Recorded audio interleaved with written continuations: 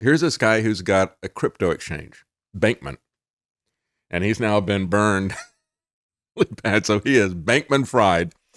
Second only to George Soros, according to Forbes, in terms of midterm elections. But again, where did he put his money?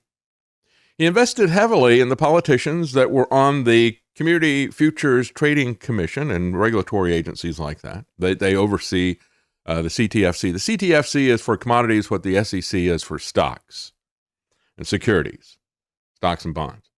So there is right now, as they're rapidly moving to try to regulate in many different ways crypto. They've added a lot of regulations to crypto exchanges. And I think that is what this massive increase in the IRS is about. I think that's what they're going to be focusing on, that as well as, doing an inventory of what we all own so they can steal it from us. But I think a lot of this is focused on crypto. And so as part of this, there is a competition right now within the federal bureaucracy as to which bureaucracy is going to be able to be the point man over this. Which one is going to be able to bring in crypto into its little fiefdom? And so there's a competition there. And Bankman Fried was trying to, he was donating money to the politicians who oversee the CFTC and hoping and pushing with lobbying and that type of thing to get crypto under the oversight of the CFTC. Former FTX CEO personally donated to the Senate Committee's chairwoman, Debbie Stabenow, contributing over $20,000 to her victory fund. And it's not just the Democrats. They would even throw a little bit of money to Republicans who were on that committee because that committee was so key. For the most part, he gave money to Democrats. But when it came to the CFTC, he gave money to Republicans as well. Republican Arkansas Senator John Boozman was given $6,000 and $5,800 to Republican Montana Senator John Hoeven. So others have connected the dots and have concluded that FTX may have been a money laundering operation, laundering money for Ukraine. He jumped into that very early on. He also gave $20,000 to the Campaign of Victory Fund of Senator Kirsten Gillibrand of New York, whose father, by the way, worked for the NXIVM sex cult and made quite a bit of money doing that as well. $25,000 per month, in addition to his campaign, this is what her father made, working for NXIVM sex cult in the early 2000s. And so now she's a senator. Imagine that. And we'll talk about the family connections of Sam Bankman Fried here in a moment. But in addition to his campaign contributions to the lawmakers who were overseeing the CFTC, Bankman Fried sought closer relations with the agency itself. So he lobbied them personally because he wanted the CFTC to be the ones regulating everything going forward. The bill, known as the Digital Commodities Consumer Protection Act, just think about the hypocrisy here. This is a guy who has just stolen massive amounts of money from his consumer customers, right? He had a back door into this exchange. He wires $10 billion to his girlfriend's company. $2 billion of that has just disappeared into thin air. I have no idea where that is. And so he's hypocritically going around, appearing on Bloomberg, talking about how they can set up stable coins, how they can get people to have confidence in crypto and all the rest of this. By the way, they're not involved in Bitcoin. That's one currency that he was not involved in. So as one analyst said, they don't think that it's going to, other than initially everybody was concerned about it, but now there's not going to be any dumping of this stuff, of Bitcoin because of this exchange. On the other hand, the Robinhood people going to be hanging onto their seats this morning as the stock exchange has just opened, because that was where their major assets were, and that's going to be dumped up there. But anyway, this guy, this con man, this 29-year-old Bernie Madoff, was pushing the Digital Communications Consumer Protection Act, which would grant the CFTC jurisdiction to oversee the spot digital commodity market. And he was lavishing money on any politicians who were close to that. As they looked at his books, they found out that although he had $9 billion in liability, he only had $900 million in liquid assets. In other words, they were not solvent, not even close. They only had 10% of what, in terms of cash, what their outstanding liabilities were. A bit of a joke. Healthy companies typically have assets that exceed their liabilities. Yeah, that's the definition of solvency. But see, his basic business plan was to buy politicians, and apparently to launder money for them. He was, as the liquidity issues started coming to a head, as some of this stuff was discovered, and it created essentially a run on his Ponzi scheme here. He was offering to discount these massive holdings in Robinhood. As a matter of fact, half of their money was in Robinhood. So he's got like $900 million. He's got like $475 million of his assets is tied up in the Robinhood exchange. And so he's offering to sell it at a 20% discount. But as a Zero Hedge article says, but what is remarkable is that the proceeds from the Robinhood stock offering would not have gone into the now bankrupt FTX estate to satisfy claims. Instead, it was going to go into a fund that was personally controlled by Bankman-Fried. Let's call him Bankman-Fried. I like that better. So he's discounting this stuff heavily.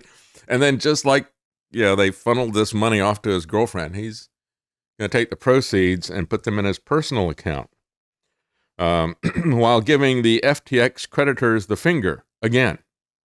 I know somebody that did that recently. Stuffing stuff into shell corporations that are owned by his relatives. Yeah, what'd you think that's going to get you? It's amazing to me that people think they can get away with this stuff. I guess, when you get away with it during your divorce, you can figure you can get away with it during your lawsuit. But anyway, that's not going to happen either. The good news for the rest of the crypto space, that there are no Bitcoin assets listed. That means that the company cannot dump Bitcoin in the open market. But it also means that the odds of continued selling pressure are now less than previously speculated, which is far more than one can say for the Robinhood stock, which is facing a world of pain when it opens this morning. We'll talk about what's going on with the Ukraine stuff, but I want you to take a look at this guy, Sam Bankman-Fried, or let's call him Bankman-Fried. After the collapse, I think that's he's going to have a name change. But here he is in a Bloomberg interview not too long ago, where the Bloomberg person is just fawning over this genius billionaire. Hi, I'm Joe Weisenthal, and I am here with Sam Bankman-Fried. He is the CEO and founder of the crypto exchange FTX, but he's really got his hands in sort of numerous things, having had an incredible few years in numerous things. He's got of the crypto that's world. for sure. So it's a thrill to have him here and get his perspective. Sam, thank you so much for joining us. Yeah, thanks for having me as always. You're a user of stable coins. Your exchanges trade stable coins. What are you looking for in terms of like a regulatory regime that makes sense for stable coins?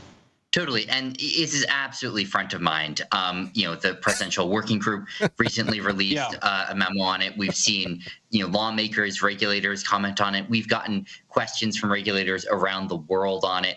And, the way I see it, there's sort of one sort of like biggest piece of stablecoin regulation, which is missing today, and I think it is going to become really important, which is basically ensuring that it's backed the way that it says it is. And right. I think you could design a sort of registration and transparency-based regime where basically stablecoin issuers have to give daily attestations to exactly what is backing their stablecoin, there have to be, I don't know, audits every 6 months or whatever, to confirm that it is in fact what they say it is.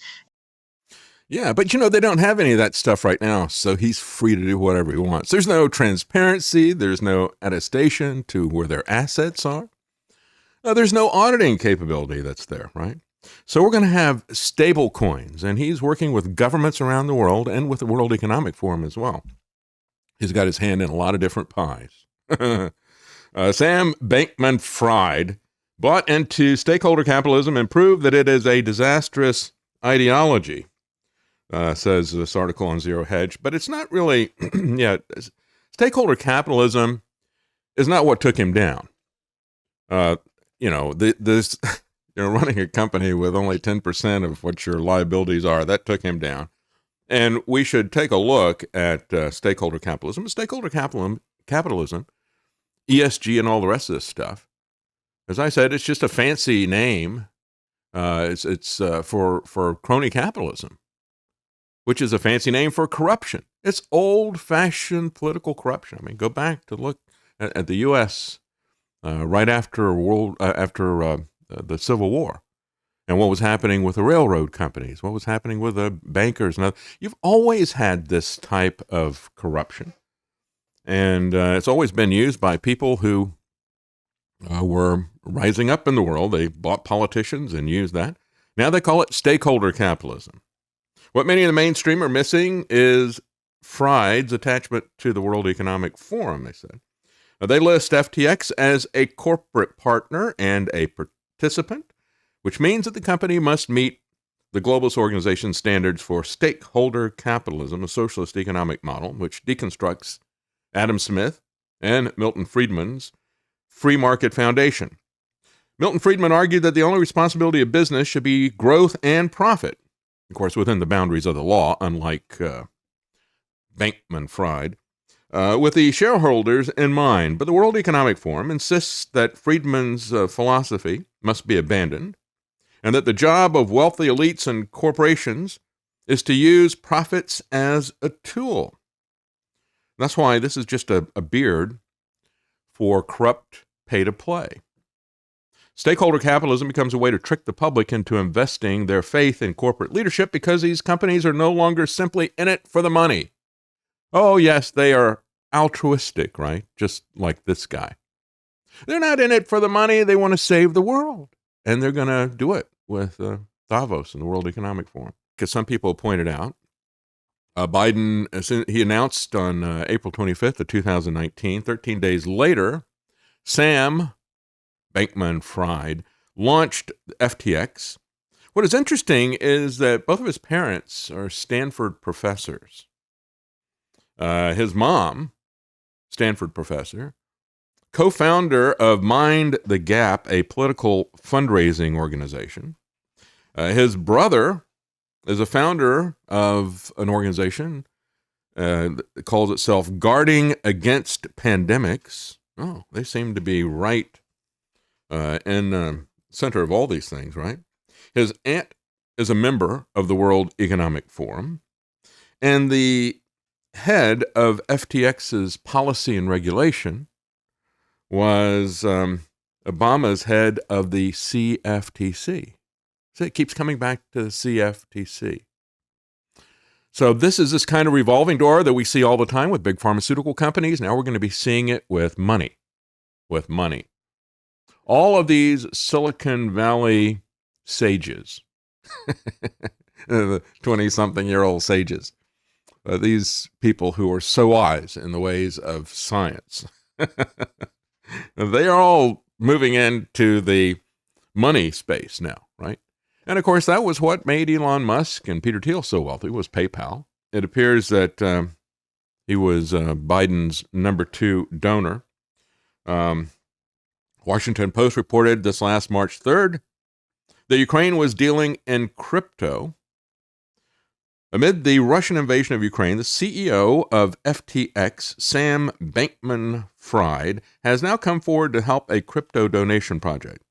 He humbly announced, this is the Washington Post.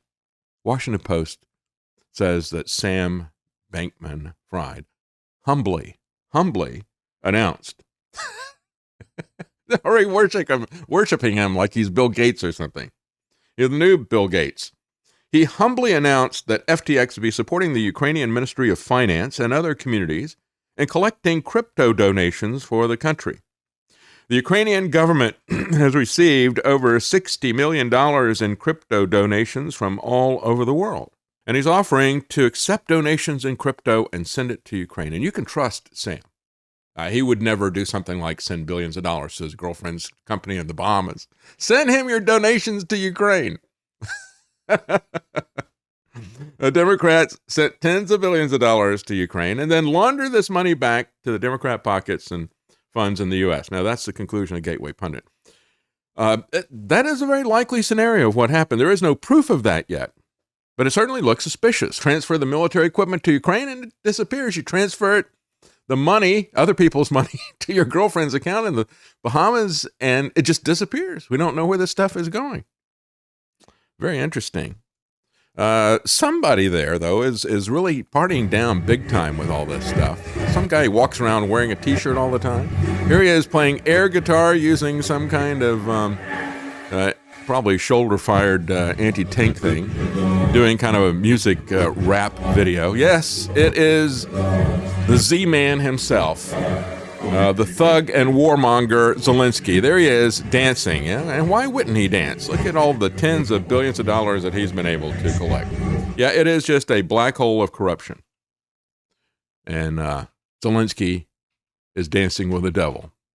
And so is Biden in all of this stuff.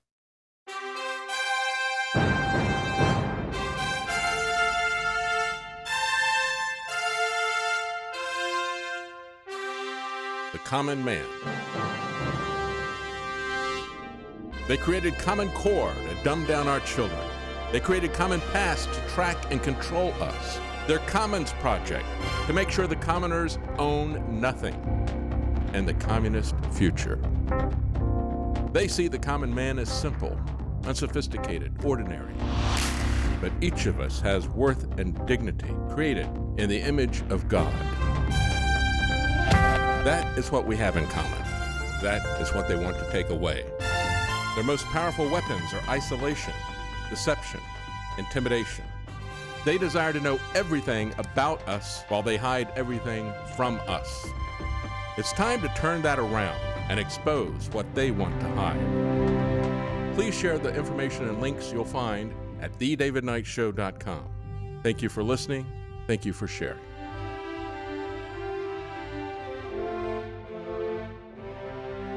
If you can't support us financially, please keep us in your prayers.